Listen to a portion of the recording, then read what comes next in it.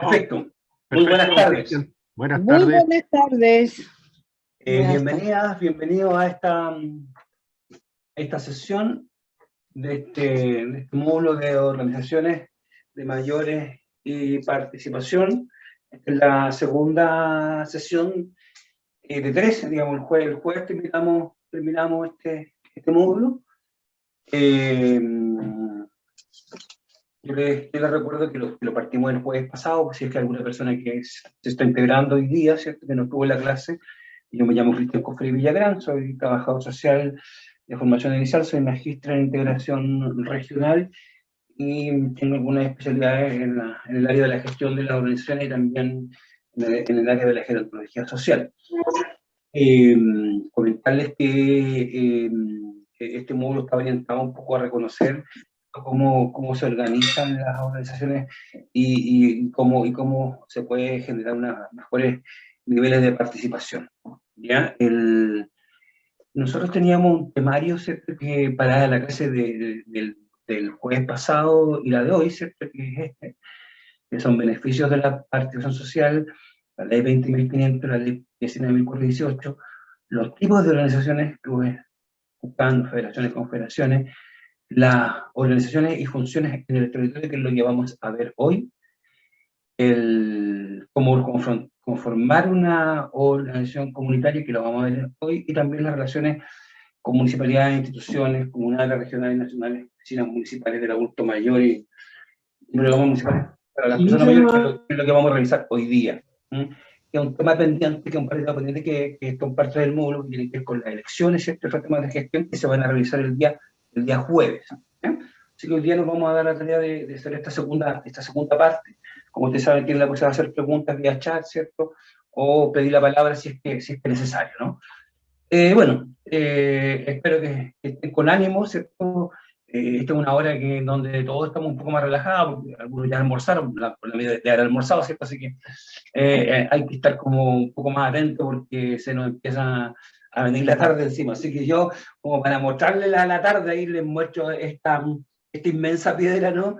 En donde a partir de este concepto yo les planteo la siguiente pregunta. ¿Funcionan los empujones en las organizaciones? ¿Funciona la presión para que las cosas avancen? Y esto tiene que ver un poco cuando nosotros le ponemos mucha energía para que las cosas funcionen, ¿cierto? Y no nos damos cuenta y caemos en conductas que no son del todo correctas, ¿cierto? Porque en algunos casos hacemos esto, de empujar las cosas hacia arriba, una tremenda roca, ¿no? Y vamos hacia arriba con esa roca. Y yo soy testigo de que muchos lo pueden hacer, que podemos ir con la roca hacia arriba. Y claro, pero eso, la pregunta es ¿por cuánto rato podemos ir con esa roca hacia arriba? Otro, que van a arrastrar, ¿cierto?, a la organización. Este cachupín, ¿cierto?, la estamos arrastrando para que avance, pero igual la cosa no funciona del todo bien. Entonces, aquí nos vestimos, ¿cierto?, de superhéroes, nos vestimos de superheroínas, ¿no?, para sacar fuerza de donde no tenemos, para poder empujar a la organización para que funcione. Bueno, y evidentemente que esta pregunta de que si funcionan los empujones en las organizaciones, nosotros tenemos que responderla sí. Sí, o sea, la respuesta natural sería no, pero conociendo cómo funcionan las organizaciones de adultos mayores, tenemos que decir que sí funciona, pero solo por un rato. En algún momento, y todos ustedes deben recordar que se tuvieron que vestir, que se tienen que vestir de superhéroes, de superheroína, y tomar la organización en su hombro y llevarla hacia adelante. Pero por un rato sirve esto. No es recomendable como estilo de gestión. No es recomendable. Nosotros vamos a ver más adelante en este curso que uno de los estilos más repetidos, ¿cierto?, que tiene mayor frecuencia en las organizaciones, son los estilos paternalistas, que son las personas que se hacen cargo de todo. Entonces, ¿qué es lo que pasa cuando tenemos estos estilos de gestión? Estos estilos de gestión hacen que las entidades funcionen mientras las personas, los dirigentes, las dirigentes tengan energía, tengan ganas. Pero cuando esas personas pierden ganas, pierden energía, la organización va a decaer y en algunos casos desaparece. En algunos casos va a desaparecer. Va a entrar en una crisis que no es posible revertirla. Por tanto, sus trajes de superhéroes los tienen que tener, pero no es una cuestión que nos va a salir siempre. ¿Ya? Tenemos que desarrollar estilos de trabajo que permitan una palabra que está muy de moda hoy día, ¿no? Y que está de moda por la urgencia, y tiene que ser sustentable. Sustentable. Hoy día nosotros vivimos en el mundo que debe aprender a ser sustentable. O sea, que debemos, sobre todo, ¿cierto? Lo vemos en el ámbito del cuidado del medio ambiente, pero es en todo ámbito. O sea, que las cosas se puedan hacer después que nosotros estemos. O sea, nosotros nos vamos y las cosas sigan funcionando. O sea, que nuestros nietos, ¿cierto?, puedan disfrutar de las cosas que nosotros disfrutamos. O más, que ese sea su piso y que no sea su techo, ¿no? Entonces, para que la organización sea sustentable requiere, ¿cierto?, que los estilos no sean de empujar, de arrastrar a la organización. Entonces, ¿cómo debería funcionar la organización de personas mayores? La verdad es que no tiene una respuesta concreta. No hay una respuesta. En esta escuela, ¿cierto?, hay un par de módulos donde se van a transferir herramientas de liderazgo, herramientas de comunicación, herramientas de negociación, que nos sirven para poder funcionar de mejor forma.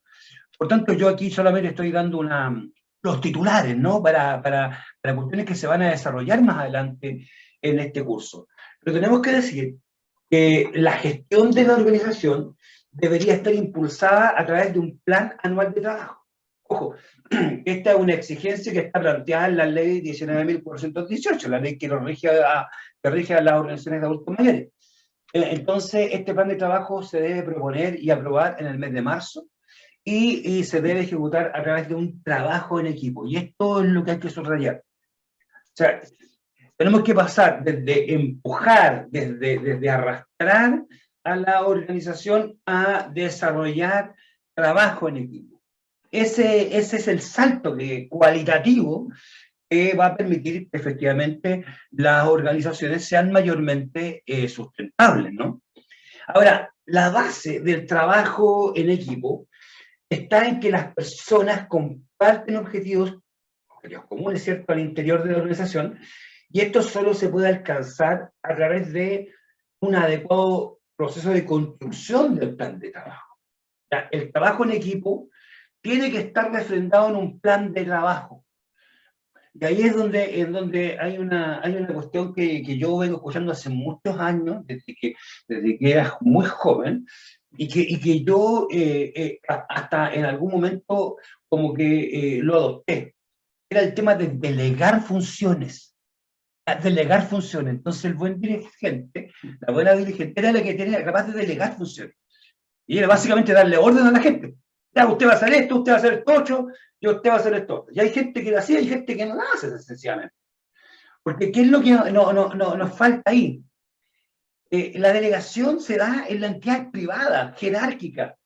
¿Ya? Yo en mi trabajo, en mi oficina en la que yo trabajo cotidianamente, tengo un equipo de trabajo y yo delego funciones, pero ellos tienen que cumplir porque hay una autoridad jerárquica. Pero en la organización no hay esa jerarquía. Entonces aquí nosotros nos delegamos funciones, aquí compartimos funciones. Y para que eso funcione, tiene que haber motivación de parte de las personas. Tienen que tener ganas de hacerlo. Si no tienen ganas, no lo van a hacer. Por mucho que usted sea muy buena, que sea muy bueno en dar instrucciones, clarito, diga que hacer esto y esto. Los que somos casados sabemos las instrucciones que nos da Nuestra Señora, así que ahí pues, lo doy como un ejemplo. O sea, nos dan clarito lo que tenemos que hacer. Pero la organización funciona por motivaciones. Entonces, cuando pasa esto, puede que no funcione. Entonces, el plan de trabajo que estimula el trabajo en equipo es aquel que es producto de un proceso de escucha interna. Por tanto, es conocido, compartido y aprobado por la mayoría o por toda la organización a través de su asamblea. El plan de trabajo tiene que ser aprobado. Y como veíamos en el punto inicial, en el mes de marzo. Ahora ustedes me dirán, pero ¿sabe qué? Nosotros hacemos lo mismo actividades todos los años. Perfecto. Pero pónganlo en acuerdo. Ya este año vamos a hacer más paseos, vamos a hacer más once, vamos a jugar más a las cartas, lo que ustedes les motive. Pero que efectivamente quede establecido un plan de trabajo que se ponga en discusión y que demos la oportunidad a que todas las personas que integran la organización den su opinión. ¿Ah? Y ahí buscar, ¿cierto?, los consensos, buscar las mayorías para efectivamente ir dejando algunas cosas, irlas modificando, irlas haciéndolas madurar, ¿ya? Pero de común acuerdo. Un error que es bastante frecuente, y que yo se les mencionaba ya en la sesión anterior hacia el paso, es que muchas veces las dirigentes tienen muy claro lo que hay que hacer, pero no es lo que piensan los demás, y ahí es donde se producen estos choques de desmotivación. Estamos muy motivados, arrastramos, empujamos, pero finalmente estamos solos, estamos solas. Y cuando nosotros dejamos de hacer las cosas, no las hace nadie. El trabajo en equipo nos asegura que constituimos una red de trabajo. O sea, si no lo hago yo, lo va a hacer la otra persona, porque tenemos la motivación explícita. Esa motivación explícita la vertimos en el plan de trabajo. Por tanto, el plan de trabajo, ¿cierto?, debe establecer claramente cuáles son los objetivos que van a perseguir las organizaciones para el periodo de tiempo que se está diseñando. En este caso, los planes más comunes son planes anuales. Y aquí hay que hacer una salvedad. Todas las planificaciones son flexibles. Cuando nosotros llegamos a un acuerdo en el plan de trabajo en el mes de marzo, ¿ah?, y por algo nos vemos que no se va a cumplir, bueno, podemos modificar el plan de trabajo. Imagínense ustedes los clubes que hicieron su primera reunión anual el año pasado, por ahí por el 8, 9 de mayo, o sea, perdón, de marzo. ¿Ah? Hicieron la primera reunión, hicieron un plan de trabajo, y a la semana siguiente cayó la pandemia. ¿Qué pasó con ese plan de trabajo? Ahí quedó. En algunos casos tal vez hay organizaciones que no se han vuelto a reunir desde esa fecha. ¿Ah? Entonces, la planificación es una herramienta flexible. El plan se aprueba, así como se aprueba por la Asamblea, se puede modificar. Se puede modificar. No es una herramienta inflexible, todo lo contrario. Siempre un plan, un programa, un proyecto tiene que tener un grado de flexibilidad por parte del dueño. En este caso, ustedes son el dueño del plan de trabajo, por tanto lo pueden modificar. Lo que sí, lo tiene que modificar el mismo que lo aprobó. No es que nos ponemos de acuerdo entre los dirigentes y lo cambiamos. ¿No? Si lo aprobó la Asamblea, lo tiene que aprobar la modificación la Asamblea.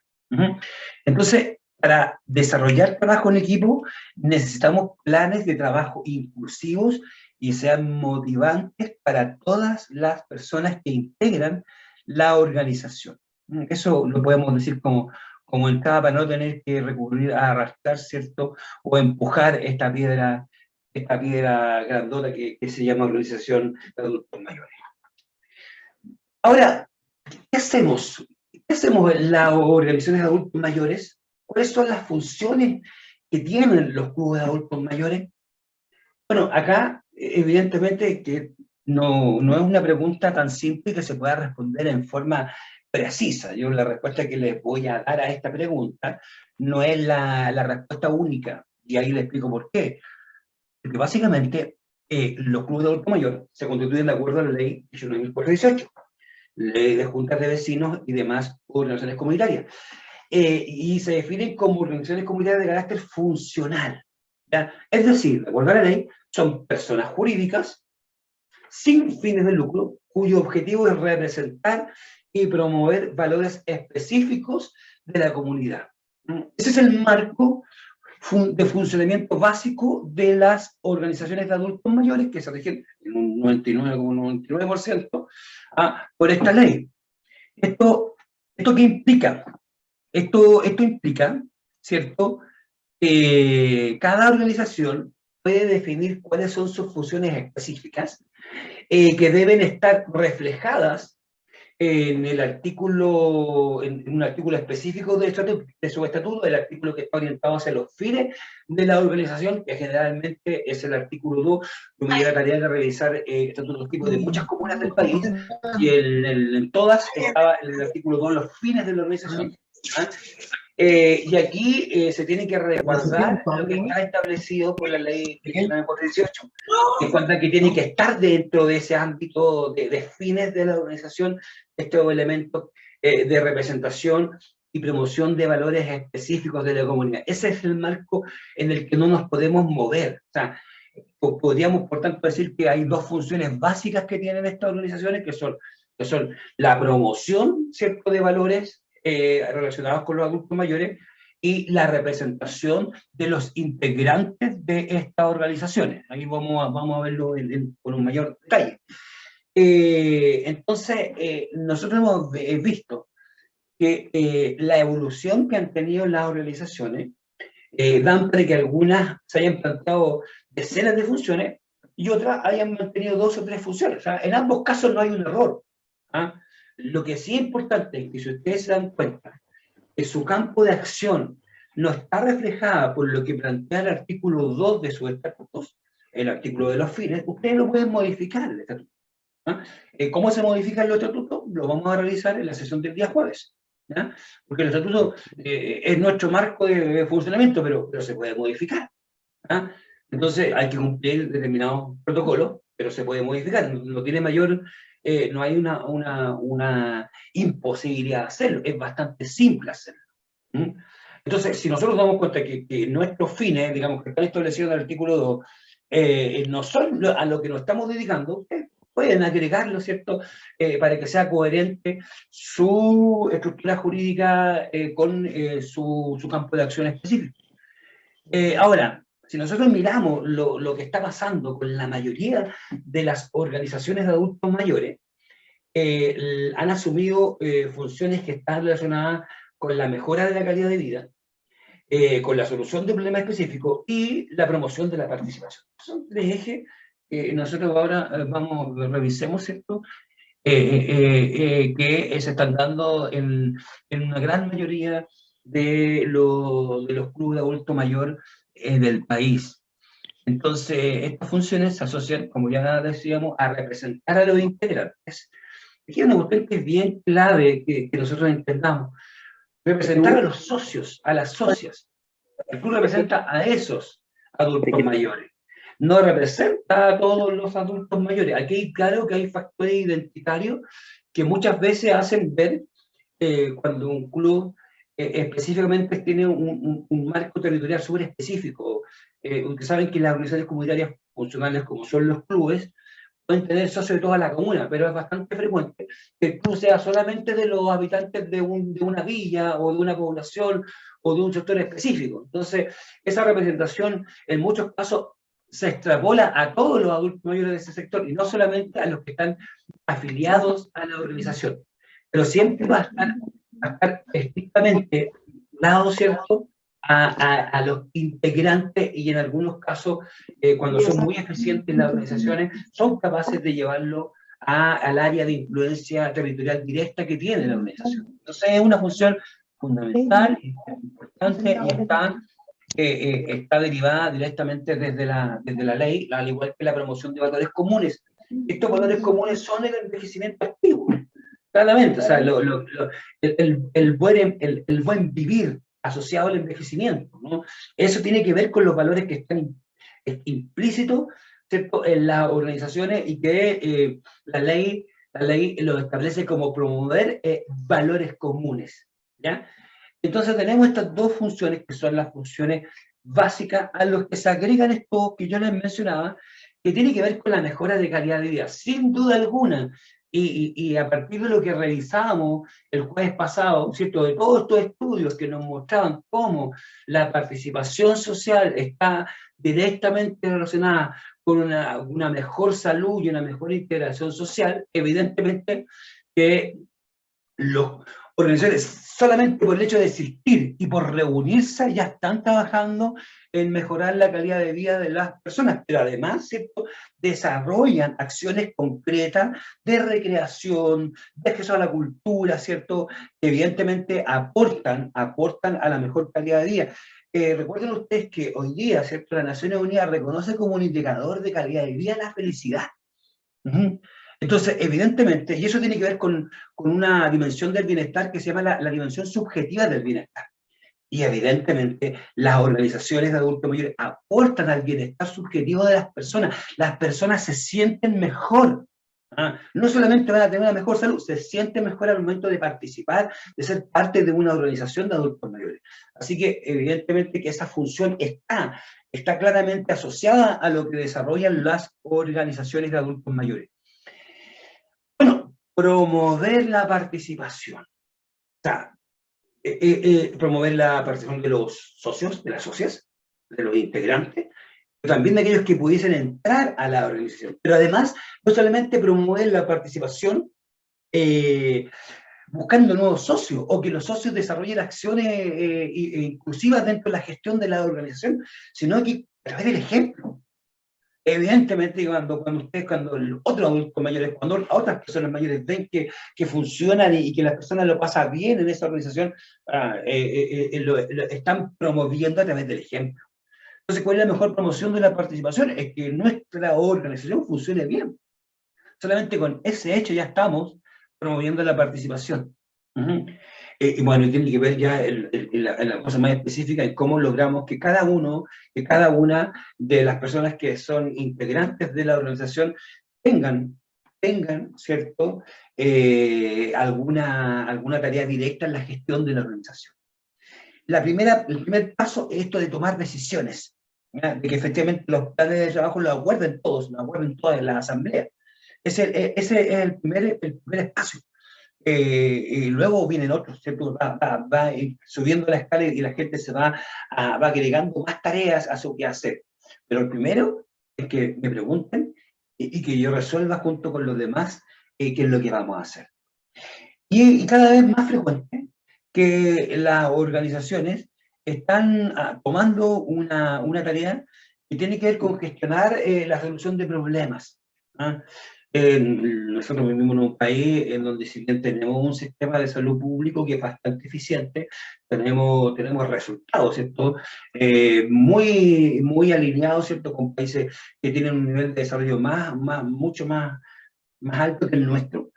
Pero sin duda que hay muchos problemas que tienen adultos mayores que están relacionados con la salud, alto costo de tratamiento en el ámbito más privado, ¿cierto?, que en el público, problemas que afectan el bienestar personal de las personas mayores, problemas de violencia sobre los adultos mayores, que lo han ido tomando de forma muy eficiente los clubes de adultos mayores. Y se van haciendo cargo, ¿cierto?, van buscando fórmulas para poder, vamos a ver, con la interacción, sobre todo con otras instancias como son los municipios, ¿cierto?, para ir resolviendo estos problemas que tienen los socios, las socias de la respectiva organización. Entonces, nosotros tenemos acá este cúmulo de funciones que tienen que desarrollar las organizaciones de adultos mayores, y que es muy importante tener claridad, insisto, en que si hay funciones que nosotros estamos desarrollando pero que no están en los fines que están declarados en el artículo 2 del estatuto, eso se puede modificar. Uh-huh. Bueno, ¿cómo funcionan las organizaciones de personas mayores? Una pregunta que se tiene que responder, ¿cierto?, de acuerdo a nuestro marco normativo. Los centros de adulto mayor, los clubes de adulto mayor, se administran de forma democrática, para lo cual se elige una directiva cada 3 años, conformada por un mínimo de 3 directores, y para ser elegido director de directora, el socio debe tener un mínimo de 1 año de antigüedad en la organización. Esto, evidentemente, se excluye al momento de la constitución, porque evidentemente nadie tiene 1 año de antigüedad. Entonces, los directores tienen que tener 1 año de antigüedad los candidatos o candidatas. Los clubes del adulto mayor se autogobiernan, ¿ya? Se autogobiernan. ya que gozan de autonomía y plena capacidad legal al estar dotados de personalidad jurídica. No vuelve a aparecer este concepto, ya es la segunda vez que lo mencionamos, y por tanto vamos a tener que explicarlo. ¿Qué implica que tenga personalidad jurídica? Ahí en un par de minutos más lo voy a tratar de aclarar, ¿cierto? Porque siempre hablamos de la personalidad jurídica, pero ¿qué implica? Bueno, si tiene personalidad jurídica es porque está dotado, ¿cierto?, de capacidad legal y tiene esta característica que es la autonomía. Ahora, la administración democrática implica que las grandes decisiones se toman por acuerdos de mayoría, como son las elecciones de la directiva, por ejemplo, pero no es solamente el único elemento que se somete a juicio de los integrantes de la organización, sino que todas las grandes decisiones deben pasar por estos entes, ¿cierto? Que son básicamente dos, que son la directiva y la asamblea. Ya, si nosotros vemos cuáles son los dos estamentos que tiene una organización, bueno, la asamblea, que está integrada por la totalidad de los integrantes de la organización, y la directiva, que son estas tres personas que se eligen cada 3 años como mínimo. Entonces, a ver, ¿cuál es la principal función de esta directiva? La principal función de la directiva es cumplir los acuerdos de la asamblea. ¿Ya? Las directivas tienen esa principal tarea. La directiva es un cuerpo colegiado y toma acuerdos por mayoría simple, al igual que la asamblea. La asamblea es un cuerpo colegiado y toma decisiones por mayoría simple. Ahí vamos a retomar eso. Por tanto, igual a tenerlo presente. Entonces, es un cuerpo colegiado, y ahí les pongo un caso. Aquí vamos a ver un módulo de conflicto, por tanto solamente lo voy a mencionar, pero si una moción que la presenta el presidente o presidenta no es respaldada por la mayoría del directorio, esta no se debe ejecutar. Si tenemos un directorio de 3 personas y el presidente o presidenta dice, oye, podríamos hacer esto, y ella dice, no, estamos de acuerdo. Bueno, ¿qué hay que hacer en ese caso? Bueno, pero la idea es tan buena. Pero en ese caso lo que hay que hacer es solicitar el conocimiento de la asamblea. Cuando se produce la discrepancia en la directiva, debe ser la asamblea la que lo resuelva. No va a agarrar sacuñera, porque me dijo, que no me dijo, oye, esta persona que es de mala voluntad, o que no, eso. Aquí somos gente grande, gente madura, ¿cierto? Y lo que corresponde es que perfecto, ok. Llevémoslo a la asamblea, en la próxima reunión le preguntamos a la asamblea, ¿cierto?, cuál es la opción que hay que seguir para, insisto, responder a la tarea fundamental que tenemos como directiva, ¿cierto?, que es cumplir los acuerdos de la asamblea. La asamblea será el órgano resolutivo superior de la organización y está constituido por la reunión del conjunto de los afiliados y afiliadas a la organización. ¿Ya? Ahí yo no tengo, hay mucho estatuto de algunas comunas que conservan dos tipos de socios, el socio activo y el socio pasivo. ¿Ya? Entonces, bueno, de acuerdo a la legislación nuestra, si bien ustedes pueden hacer esa diferencia, si hay una persona que está en el libro, es socio activo. Lo que ustedes pueden tener un libro aparte, que son de socios colaboradores, que es verdad que no son socios, son colaboradores. Pero si alguien está inscrito en el libro de socios, es socio. No hay, estamos vulnerando no solamente la ley orgánica, la ley 1948, sino que estamos vulnerando la Constitución. Se entiende que en este caso son personas que colaboran porque son menores de 60 años, y eso está bien que así sea, que ustedes tengan un registro de colaboradores, pero llamarlos socios pasivos, a mí me parece que hay un error, y en algún momento eso podría ser resuelto por un tribunal a través de un curso de protección, digamos. Lo que correspondería es tener, ¿cierto?, un registro de colaboradores. Y esos colaboradores no son socios, sino que son colaboradores, y pueden ser invitados a la asamblea con derecho a voz, porque como no son socios no podrían votar. Pero si un socio que está en el registro, no podríamos tener esa diferencia, porque sería una discriminación arbitraria. Entonces, la asamblea está conformada por todos los socios y los acuerdos son exigibles a la totalidad de los socios. Existen asambleas generales ordinarias y extraordinarias, las que deben celebrarse con los puros que establecen los respectivos estatutos. En general, lo que se resuelve en la asamblea extraordinaria son el llamado a elecciones, la incorporación o la desafiliación de una unión comunal, también tiene que ser tratado en una asamblea extraordinaria, ¿cierto? La censura de algún dirigente y la disolución de la organización. ¿No? Son los temas que se trabajan en una asamblea extraordinaria que se convoca especialmente con ese fin. ¿Mm? Y la otra asamblea se puede tratar cualquier tema, se puede haber una tabla, ¿cierto? Pero en la asamblea extraordinaria solamente hay un tema, el tema. ¿Mm?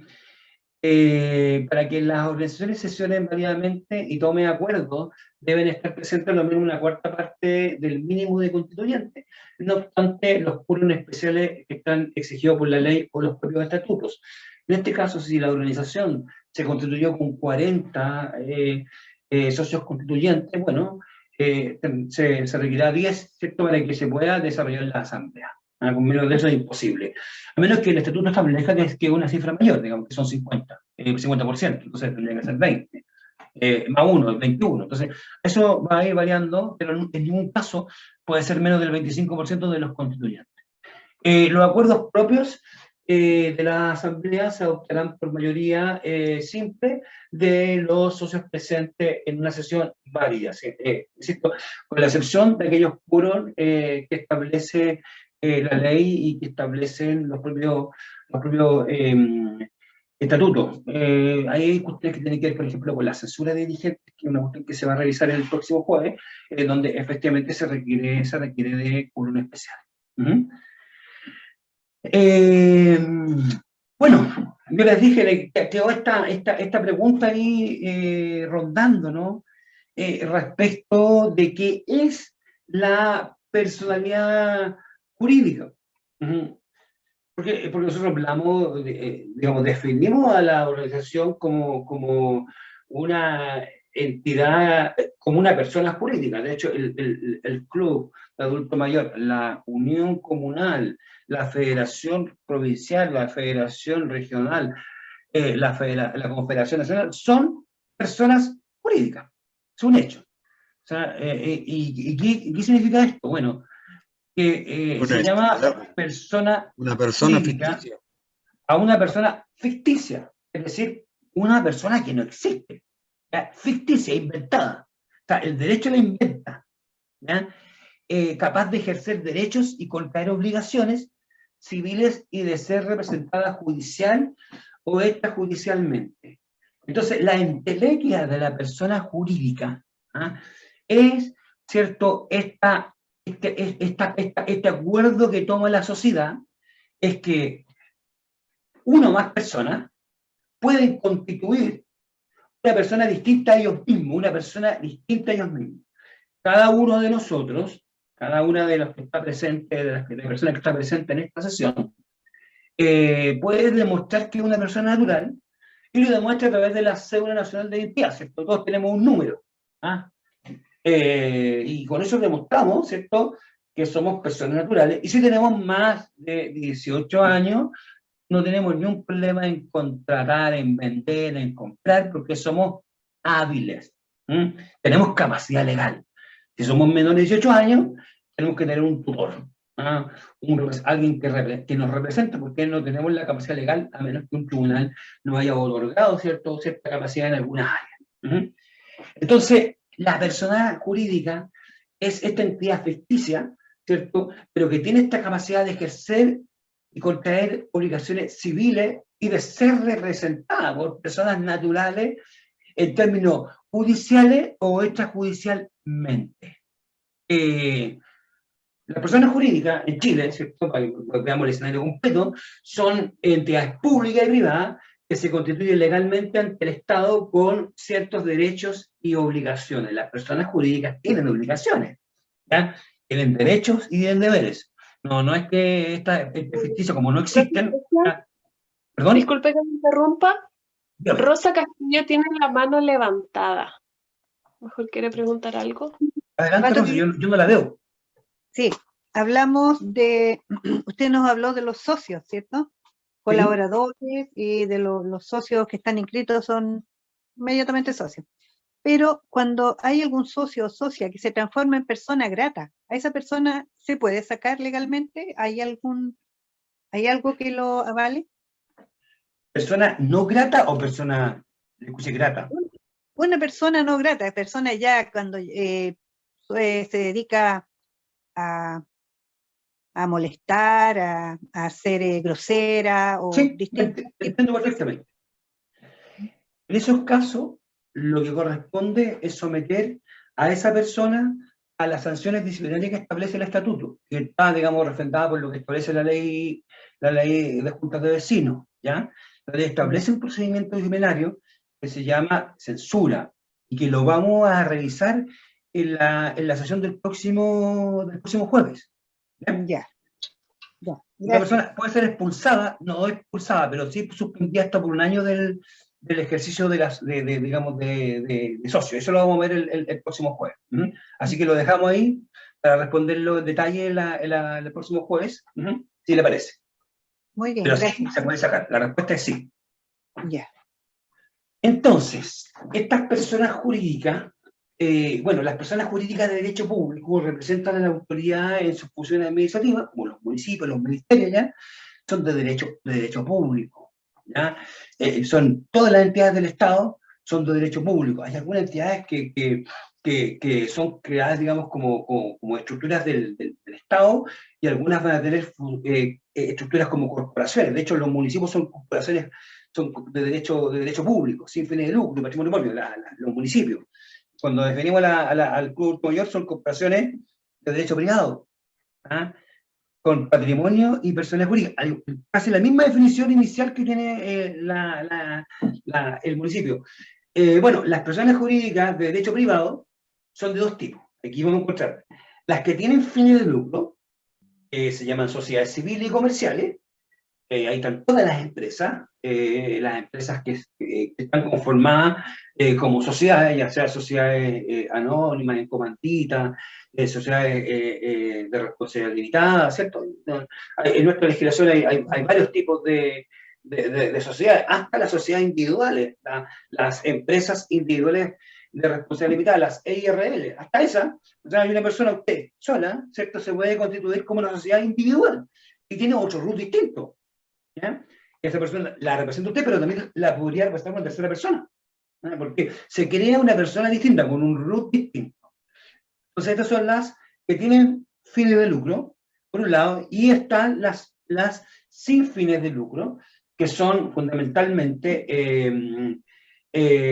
las corporaciones, ¿cierto? Y las fundaciones que se rigen por el título 33 del Código Civil, las organizaciones comunitarias, como son los clubes de adulto mayor, las naciones indígenas y otras que han sido creadas por leyes especiales, como por ejemplo la ley que le da piloto personal jurídica a los bomberos, a la Cruz Roja y a otras entidades, que son leyes especiales que se hicieron para dotar a esas entidades de esta personalidad jurídica. ¿Ya? Entonces, ¿qué implicancias tiene que los clubes de adulto mayor tengan personalidad jurídica? Bueno, que tienen autonomía. Son adultos, son mayores de 18 años, ¿ya? No requieren de un tutor, solamente van a requerir de un tutor al momento de la constitución, como vamos a ver más adelante. Pero una vez que gozan, que tienen personalidad jurídica, son plenamente autónomos y tienen capacidad, ¿cierto?, para contraer obligaciones civiles, y por tanto tienen que cumplir también obligaciones civiles, y van a ser representados judicial y extrajudicialmente. ¿Quién representa a la organización de adultos mayores? ¿Quién es el representante legal de la organización? Bueno, ahí está la figura del presidente o presidenta. El presidente o presidenta representa a esa persona jurídica, y lo representa judicial o extrajudicialmente. Eso lo establece la ley. Esa es una función fundamental que tiene la persona que ocupa este cargo de presidente o presidenta, porque va a representar judicial y extrajudicialmente a la organización. Entonces va a ejercer in situ, en lo hecho, esta personalidad jurídica, que no es de él, sino que es de esta entidad, ¿cierto? Que el Estado, ¿cierto? A través del marco jurídico le reconoce esta capacidad para desarrollar, ¿cierto? Determinadas actividades. Les pongo un ejemplo para que veamos la diferencia. ¿Sí? En todo, me imagino que fuimos en algún momento apoderados de colegio, ¿ah? Y en el colegio nosotros nos juntábamos con los 30 o 40 apoderados que eran del curso de nuestros hijos, ¿no? En mi caso yo tengo una hija, y teníamos que juntar plata, ¿cierto? Pero fuimos al banco y el banco no nos permitió abrir una cuenta a nombre del cuarto B. ¿Ah? No, porque el cuarto B no existe, es una asociación de hechos, no de derecho. Entonces, el cuerpo B no tiene personalidad jurídica, y por tanto no es reconocido, ¿cierto? Y no puede realizar actividades mercantiles como es abrir una cuenta de banco. En cambio, el cuerpo mayor sí lo puede hacer. Sí lo puede hacer. Entonces, esta es la diferencia entre tener o no tener la personalidad jurídica. O sea, usted les da este reconocimiento de la sociedad que lo reconoce como un actor válido. Avancemos entonces, si que no hay alguna pregunta para ir en el tintero. Bueno, llegamos a responder esta pregunta. ¿Cómo se constituyen los clubes de adulto mayor? Bueno, se constituye de acuerdo a lo que establece la ley 19.18. Eso ya lo tenemos claro, yo lo vuelvo a repetir, lo he repetido varias veces, pero se constituye de acuerdo a lo que establece la ley 19.18. Y el primer paso, ¿cierto?, es realizar la asamblea de constitución o asamblea constitutiva. Y esta va a tener que tener la participación del número de personas exigido por la ley y la presencia de un ministro de fe. ¿Cuántas personas? Bueno, recuerden, en la clase anterior lo dijimos, un club de adulto mayor se constituye con 15 personas en zonas urbanas y con 10 personas en zonas rurales. ¿Ya? Entonces, se juntan estas personas, de acuerdo a la ley, tienen que ser habitantes de la misma comuna. Ese es el requisito que tienen que cumplir estas personas que se van a reunir en esta asamblea constituida. ¿Y quién puede ser ministro de fe? Bueno, puede ser ministro de fe un funcionario municipal designado por el alcalde, no puede ser cualquier funcionario municipal, no, es que yo conozco un amigo que trabaja en la municipalidad, él podía venir, o el hijo de una socia, no, aquí el que puede ser ministro de fe es un funcionario municipal que está especialmente designado para estos fines por el alcalde a través de un decreto municipal y que generalmente es un funcionario que trabaja en la Dirección de Desarrollo Comunitario. Muchos municipios tienen una oficina de organizaciones comunitarias y ahí están los ministros de fe designados por el respectivo alcalde o alcaldesa de la comuna. También puede oficiar de ministro de fe un oficial de registro civil o un notario público. ¿Ya? También están autorizados por la ley. Pero el funcionario municipal es de título gratuito. ¿Ya? Siempre va a ser gratis. Porque aunque sea que se constituya la entidad un día sábado a las 10 de la noche, bueno, ir a cobrar su hora extra el funcionario, pero no va a haber un costo para los constituyentes. En cambio, el oficial de registro civil tiene un arancel asociado a su participación, que está establecido, ¿cierto? Y claramente el notario público también, digamos. Claro, si un notario público que es amigo, probablemente nos puede hacer el favor de participar, pero en general los notarios no son tan amigos de no cobrar por esta asistencia, ¿no? Entonces, en general se opta al funcionario municipal porque es de título gratuito, no tiene costo asociado. Ahora, en esta asamblea se completará el registro de socios, ¿cierto? Con el nombre completo, el RUT, la dirección, la fecha de nacimiento, la firma, ¿cierto? Y otros datos que sean pertinentes, pero en general esos son los datos que se piden. En la asamblea se van a aprobar los estatutos de la organización. Todos los municipios del país disponen de estatutos tipos, así que tampoco hay que empezar donde ustedes van a completar el nombre, van a completar la dirección, van a completar el área para qué van a quedarlo bien en el caso que se disuelva la organización. Esos son los papeles que ustedes van a completar. Y yo les recomiendo que siempre cuando ustedes les pregunten, ¿cierto?, que revisen el artículo 2, ¿cierto?, sobre los fines de la organización, porque ahí podrían agregar otros fines más allá de los que establece el estatuto tipo. Bueno, aquí se va a elegir el directorio provisorio, que está integrado por tres personas, ¿cierto? Y se va a levantar un acta con los acuerdos antes mencionados, que se llama el acta de constitución, ¿cierto? En la que se debe incluir necesariamente la individualización de cada una de las personas que han asistido a esta asamblea constitutiva, ¿ya? Entonces tenemos este acto que se llama Asamblea de Constitución, que tiene un ministro de fe, donde se van a desarrollar estos actos jurídicos que son claves, ¿cierto? La aprobación de los estatutos, la elección del directorio provisorio y el levantamiento del acta de constitución. Ahora, ¿qué pasa? A continuación, lo que corresponde es que después de realizar la asamblea, esto debe ser antes de 48 horas hábiles, ¿cierto?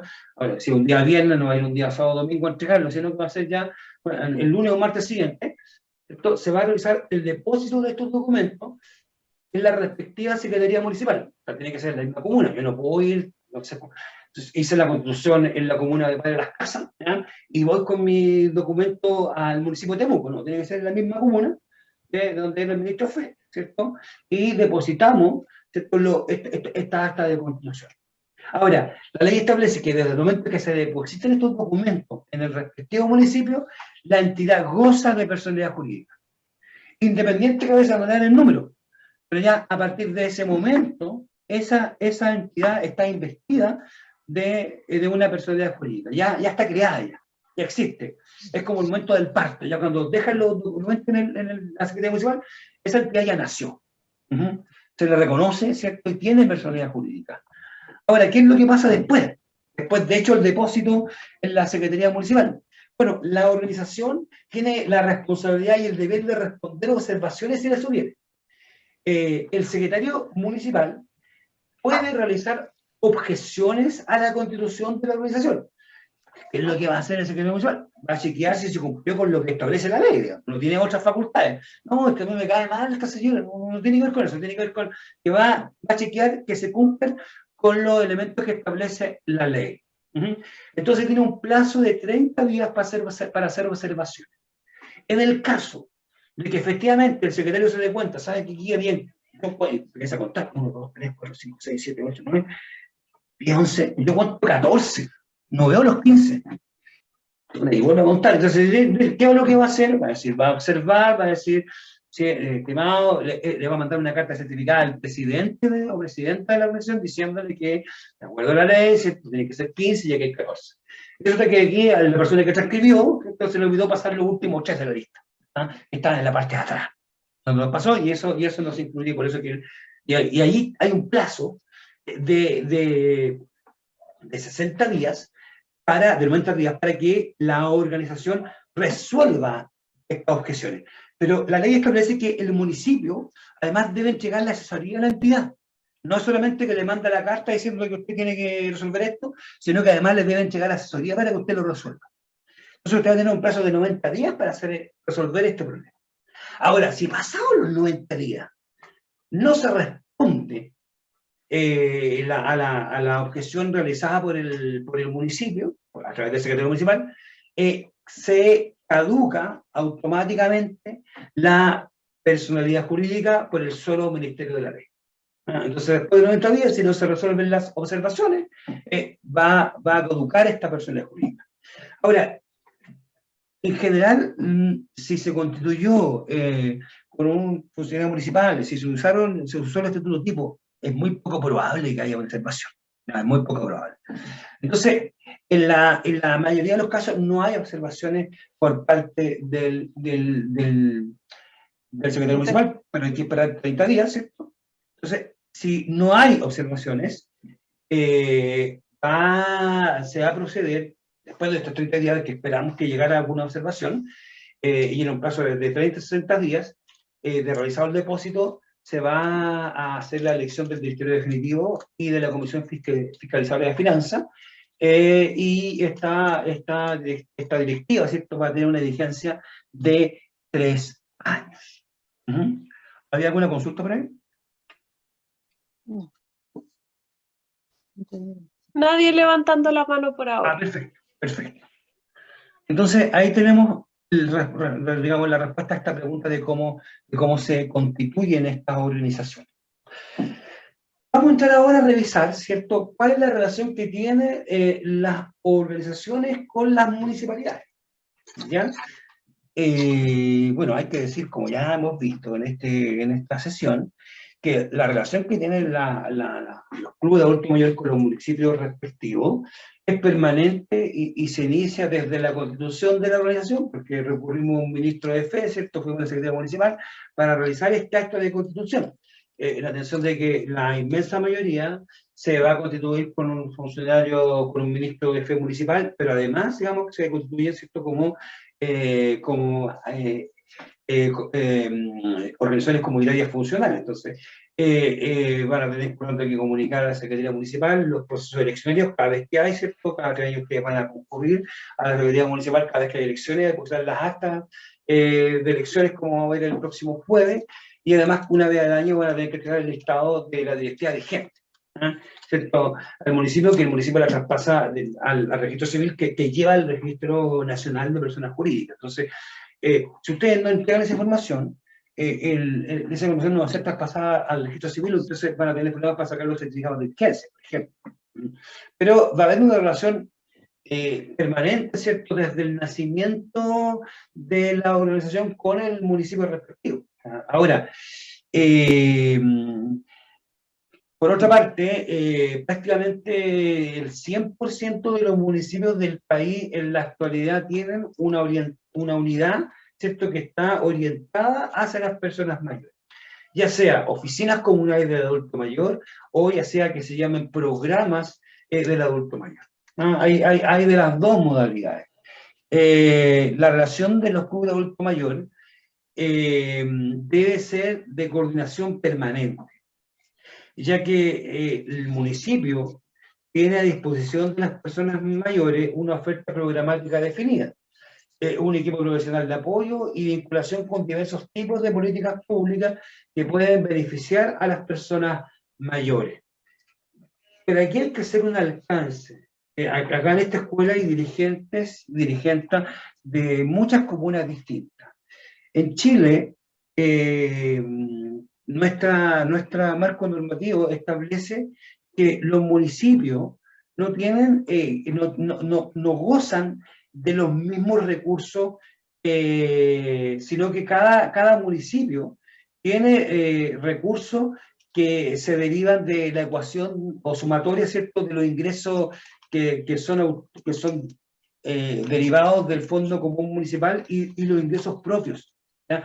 Entonces hay municipios que tienen muchos ingresos propios, que básicamente son tienen desde los permisos de circulación, el de pago de patentes, el pago de permisos especiales, ¿cierto?, el pago de multas, ¿no? Y otros municipios que tienen muy bajos ingresos, o prácticamente nulos. Una de las principales fuentes de ingresos que tienen los municipios es el impuesto territorial, las contribuciones, que son de beneficio municipal. Entonces, hay comunas enteras en donde el 100% de los predios está exento del pago de este impuesto. Y hay comunas enteras donde el 100% tiene que pagar este impuesto. Entonces podemos comparar en La Pintana con Providencia. Entonces hay municipios que gozan de muchos recursos y por tanto pueden otorgar bienes y servicios muy potentes a las personas mayores, y otros que, teniendo la intención, no lo pueden hacer porque carecen de estos recursos. Y esto pasa lo mismo, digamos, con los servicios que se entregan en el municipio de carácter de salud o de educación, digamos, que son como los temas más urgentes que responden los municipios. Entonces tenemos esa realidad. Entonces hay mucha disposición de parte de muchos municipios, pero la cantidad de recursos que tienen son limitados. Yo eso lo conozco con algún grado de certeza. A mí me tocaba trabajar en la conformación de planes comunales de desarrollo de varias comunas del país. Entonces he podido ver la disposición presupuestaria de un municipio versus de otro, digamos, que es abismante, ¿no? Es abismante. Hay estudios que revelan que hay comunas, ¿cierto?, que disponen de hasta 2000 veces más recursos que la otra por persona. O sea, en una comuna se gastan 2000 pesos por persona, y en otra comuna, el mismo mes, se gasta 1 peso por persona. O sea, ahí la diferencia es muy abismante. Pese a que tenemos un mecanismo, lo que se llama Fondo Común Municipal, que intenta revertir, pero eso lamentablemente sigue habiendo una distancia muy, muy grande entre unos municipios y otros. Es importante que la relación que se da entre las organizaciones de adultos mayores y los municipios se entienda como una relación institucional, ¿ya? En cuanto son dos personas jurídicas las que se están relacionando, y no existe una dependencia ni una supeditación del centro de adulto mayor, del club adulto mayor, hacia la oficina municipal del adulto mayor o hacia el municipio, hacia el IDECO, y esto quiere decir que la entidad municipal presenta propuestas, ¿cierto? Presenta programas, presenta posibles proyectos, pero en la organización, la de que de acuerdo a su normativa, de acuerdo a sus prioridades internas, va a tomar una decisión al respecto. Y aquí hay una cuestión que tiene que ver con la cultura, sobre todo de las personas mayores, en donde siempre tenemos una visión más o menos jerarquizada de las cosas. Yo lo viví en carne propia. A mí me tocó coordinar el tema del adulto mayor en la región de Valparaíso en algún momento, hace muchos años atrás, antes que se tirara el Senado, ¿ah? Y a mí llegaban los adultos mayores de la Unión Escolar y me decían jefe. Entonces yo decía, pero perdón, yo no soy jefe de nada, si yo aquí vengo a coordinar, yo no. Entonces, no, aquí no hay una jerarquía, que hay una relación institucional entre dos personas jurídicas, una de derecho público, que es el municipio, y una de derecho privado, que es el Club Adulto Mayor. Recuerden, el Club Adulto Mayor es una entidad, digamos, de derecho privado, ¿ya? Entonces puede hacer cosas que el municipio no puede hacer. Entonces, la autonomía de la organización de adultos mayores, como ya hemos dicho, está fundada en la naturaleza de su personalidad jurídica. Ahí está, por eso que es autónoma, no es autónoma porque nosotros nos creamos más audaces, ni mucho menos, es autónoma porque efectivamente tiene esta personalidad jurídica, y eso implica que es un adulto, que toma sus propias decisiones. Entonces, ¿qué es lo que vemos? La Oficina Comunal del Adulto Mayor, como yo les mencionaba, ¿cierto? Existe una ley orgánica, que es la Ley Orgánica de Municipalidades, que le entrega una función privativa a los municipios del país, que tiene que ver con la promoción del desarrollo comunitario. Una función privativa, eso quiere decir que solamente el municipio la puede hacer en la comuna, no la puede hacer otra entidad pública, porque el legislador le entrega esa función privativa al municipio, la promoción del desarrollo comunitario, y también una función relacionada, es decir, que la puede ejercer con otra entidad pública que tiene que ver con la asistencia jurídica y social de los habitantes. Entonces, a partir de lo cual, se tienen atribuciones legales para trabajar la temática de las personas mayores a través de la oficina o programas comunales que dependen principalmente de las DIDECO, de las Direcciones de Desarrollo Comunitario. Aquí hay que entender que tanto la Constitución como la Ley Orgánica de Municipalidad, en la definición que hacen de municipio, señalan que su principal objetivo, ¿cierto?, es asegurar que todas las personas, que todos los habitantes de las comunas sean incluidos, ¿cierto?, en el progreso económico, social y cultural de la comuna. Entonces, ese es como el elemento central del municipio, y tiene esta función privativa de la promoción del desarrollo comunitario, y tiene esta función compartida de trabajar el tema de la asistencia jurídica social. Entonces, eso es lo que da soporte a que estos municipios tengan estas oficinas comunales del adulto mayor. Las oficinas comunales del adulto mayor realizan acciones que están orientadas a habilitar espacios de integración social para la población mayor, mediante el desarrollo de actividades que contribuyan al mantenimiento de su capacidad y autonomía, ¿cierto?, al mejoramiento de su calidad de vida. Tenemos una manito alzada. Y le doy la palabra. Entonces, para que no quede colgando. Entonces, también está orientada al mejoramiento, ¿cierto?, de la calidad de vida en las áreas que están relacionadas con la convivencia social, la vida saludable, la recreación, insertándolo en los planes y programas establecidos desde las políticas públicas y políticas sociales. Recuerden que lo que hace el municipio es canalizar las políticas públicas, que son las que se diseñan comunalmente, pero aquellas que vienen desde los niveles regionales y particularmente a nivel nacional. Entonces, los municipios tienen una coordinación con el Servicio Nacional del Adulto Mayor, ¿cierto? Con las delegaciones provinciales ahora, con el gobierno regional, ¿cierto? Y a través de eso pueden canalizar distintos programas y políticas que van en beneficio de las personas mayores. Disculpe, le doy la palabra. Disculpe una consulta, mire, la constitución de las organizaciones comunitarias, cuando tienen la directiva provisoria, los de adulto mayor, ¿tienen que ser todos adultos mayores? Claro. Como veíamos en la clase anterior, la constitución del club tiene que estar compuesta por personas, la ley dice 18 años, pero lo que pasa es que si se constituye con personas, con dirigentes que son menores de 60 años, cuestión que podría ser, o sea, un secretario municipal no se podría oponer a que llegue y que la objete porque no son mayores de 60 años.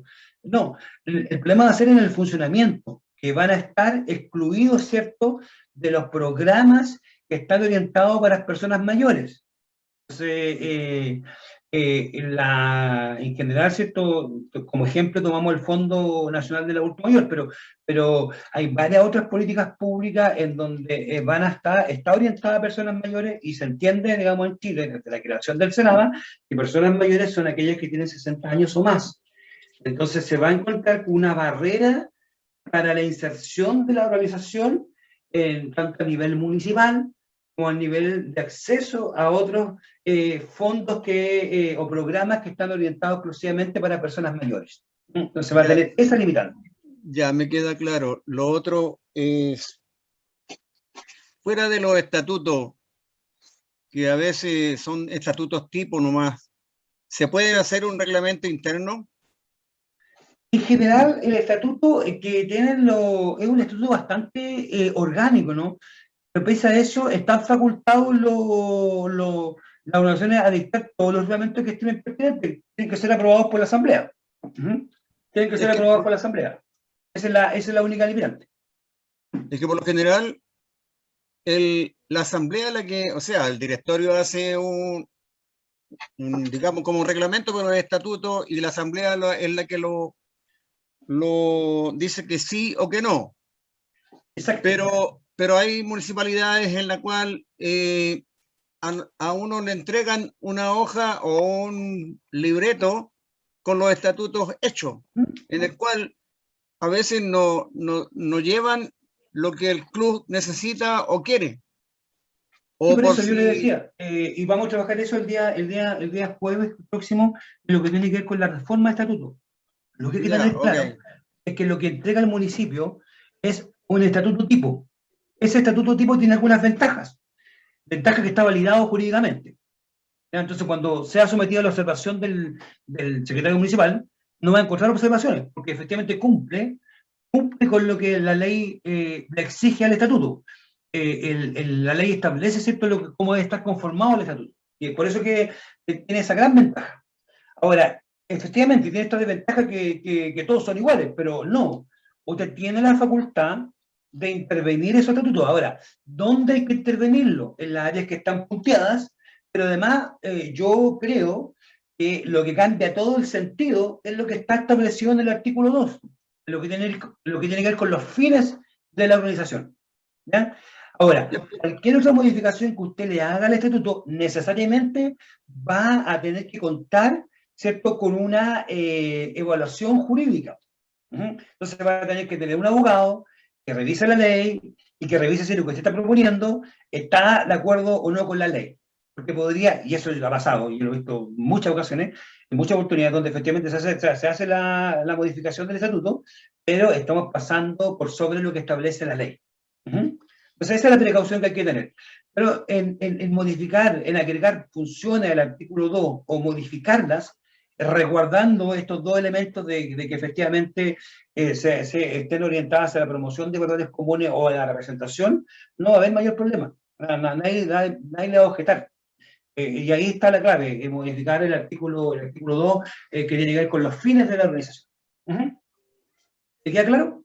Sí, sí. Ok, Pero perfecto. eso no quita que el club pueda hacer un reglamento interno para ellos. En cualquier momento. Lo pueden Ya, hacer, ok. lo pueden dictar, tiene que formularse por una comisión, por la directiva, y tiene que ser presentado y aprobado por la Por asamblea. la asamblea. Ok, Exacto. gracias. ¿Mm? Muchas gracias. Nos Bueno, quedan 5 minutitos, ¿podríamos terminar la presentación? O sea, perfecto. no ahora, sino en los 5 minutitos que quedan. Ok. Entonces, vamos, ¿cuáles son las funciones que tiene la oficina de adulto mayor? Bueno, formular y gestionar proyectos y actividades que promuevan el envejecimiento activo y la integración eficiente de los adultos mayores, estimular la autovalencia del adulto mayor, fomentar la organización y formación grupal de adultos mayores para favorecer la autonomía y el envejecimiento activo, intervención individual de adultos mayores en situación de vulnerabilidad social en la comuna, ¿cierto? Este es un tema central, ¿cierto? Hay muchos adultos mayores que están en situación de pobreza y evidentemente tienen mayor riesgo de caer en situaciones de vulneración de derechos, apoyar la gestión de las organizaciones de adultos mayores, una cuestión que se está realizando en la mayoría de las comunas del país, donde evidentemente hay un interés de parte del municipio en función de promover la participación de la comuna, de que estas entidades tengan un soporte para que puedan funcionar de mejor forma. Sensibilizar a la comunidad respecto del buen trato y el respeto de los derechos de las personas mayores a través de campañas de sensibilización y fortalecer la coordinación intersectorial de la oferta programática que favorezcan la aplicación de los programas sociales para personas mayores. Acá nosotros tenemos que entender que el municipio es el gran canalizador en Chile de políticas sociales. O sea, partiendo de la base que son los responsables, son la puerta de ingreso a partir del registro social de hogares, ¿no? que lo llevan los municipios. Si bien estos últimos meses se ha podido hacer por internet, lo que es un cambio importante, sigue siendo responsable de la puerta de entrada el municipio. El municipio va a tener que validar muchos datos en los próximos meses, una vez que esperemos que se normalice el tema de la pandemia. Porque son los responsables de canalizar, ¿cierto?, las políticas sociales a nivel local. Por tanto, el Servicio Nacional del Adulto Mayor, por ejemplo, pero también todo lo que tiene que ver con salud o educación, pasan por coordinaciones de nivel comunal, que son fundamentales para que estas políticas lleguen a las personas. Entonces, en eso ahí tienen un rol que es insustituible, porque son la puerta de entrada al Estado. Si bien los municipios son corporaciones autónomas, o sea, no tienen dependencia jerárquica de, por ejemplo, el presidente de la República o del gobernador o delegado de la respectiva región, son los canalizadores de las políticas sociales. Por tanto, el rol de coordinación que ellos realizan, que cada municipio realiza, es un rol que es irreemplazable. Es irreemplazable. Bueno, evidentemente que las entidades que se vinculan con entidades de nivel provincial y de nivel regional y nacional, ¿no? Evidentemente que el gran canal que tiene la gran vinculación que hace cada organización de adultos mayores es responder a la pregunta si van a pertenecer o no a una unión comunal, digamos. Esta es una decisión autónoma que toma cada organización. Ahora, en la mayoría, yo conozco muy pocos clubes que no pertenecen a uniones comunales, la mayoría pertenece a unión comunal, se entienden como parte de un movimiento de personas mayores, y evidentemente que hacen esta vinculación con el municipio. Son como las dos vinculaciones fundamentales que tienen las organizaciones de carácter a nivel local, pero también tienen esta vinculación con este servicio creado por ley, ¿no? que se crea a principios de este siglo ya, en donde se genera una agencia pública que está orientada hacia la promoción, ¿cierto? Y la formulación de políticas que vayan en beneficio de las personas mayores y hacen tareas que tienen que ver con la acción concreta, pero fundamentalmente con la coordinación intersectorial, ¿cierto?, de políticas que están orientadas, ¿cierto?, hacia el bienestar de las personas mayores.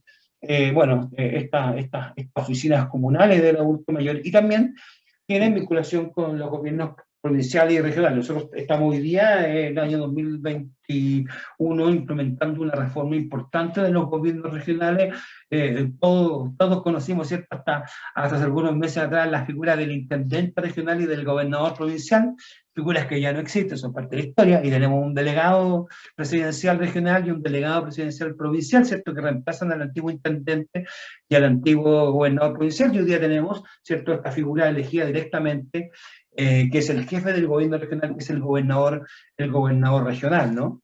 Entonces estamos en esta interacción, ¿cierto?, en donde por un lado está el gobierno central representado a través de estas delegaciones regionales y provinciales, y por otro lado tenemos esta figura del gobierno regional que está representado por el gobernador regional. ¿Por qué son importantes uno y otro? Porque unos van a canalizar ciertos recursos que vienen desde el Estado central, y otros van a canalizar, que son el delegado presidencial regional provincial. Por ejemplo, muchos de ustedes han recurrido al Fondo Presidente de la República, ¿no?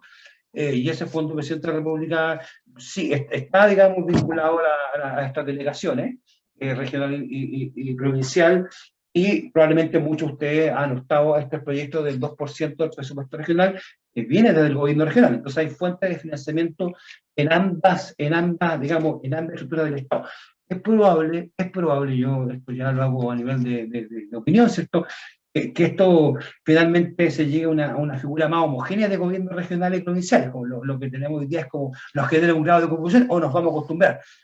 Pero estamos en esta transición, ¿cierto?, en donde tenemos hoy día este sistema de gobierno mixto a lo largo de nuestro país. Preguntas, dudas, como para ir cerrando, estamos como ya en la hora. Una pregunta o consulta para que cerremos. La señora Rosa tiene la mano levantada. No sé si se le quedó levantada anteriormente. Es nueva, otra pregunta. Ah, ya. Perfecto. Ya. La pregunta de la señora Rosa y después comenzamos con la pausa activa. Ya. Quiero saber si el reglamento interno tiene la misma validez o está a la misma altura que los estatutos. Por supuesto, el reglamento interno aprobado por la Asamblea.